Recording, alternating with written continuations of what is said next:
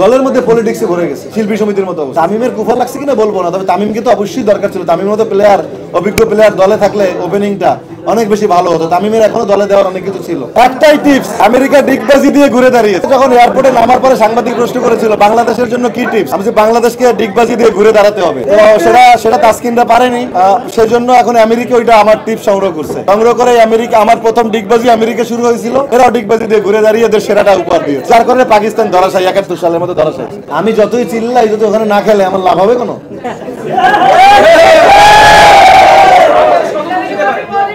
বাংলাদেশ তো যেতে পারতেছে না, তো ছোট ছোট টিমের সাথে হারতেছে। যে টিম দাঁড়িয়েছিল একসময় বাংলাদেশে, তো হতাশাজনক পারফরম্যান্স। দলের মধ্যে পলিটিক্সে ভরে গেছে, শিল্পী সমিতির মতো অবস্থা। তামিমের কুফর লাগছে কিনা বলবো না, তবে তামিমকে তো অবশ্যই দরকার ছিল। তামিমের মতো প্লেয়ার, অভিজ্ঞ প্লেয়ার দলে থাকলে ওপেনিংটা অনেক বেশি ভালো হতো। তামিমের এখনো দলে দেওয়ার অনেক কিছু ছিল। বেচারা যেভাবে বাদ পড়েছে, বেচারা থাকলে ভালো হতো। সাকিব ভাই নিঃসন্দেহে, সাকিব আল হাসান ভালো প্লেয়ার। আশা করি, বিশ্বাস নিয়ে তো বাংলাদেশ বাঁচি আমরা। আমরা বিশ্বাসের জাতি, আশার জাতি। আমরা মনে করি কালকে ম্যাচটা ঘুরে দাঁড়াবে। কালকের ম্যাচের উপর ডিপেন্ড করবে বাংলাদেশ সামনে কি করবে না করবে। সব মন্তব্য কালকের ম্যাচের পরে করবো, but hope for the best. বিশ্বাস করি ডিগবাজির মতো দিয়ে, ডিগবাজি দিয়ে ঘুরে দাঁড়ায় যাবে।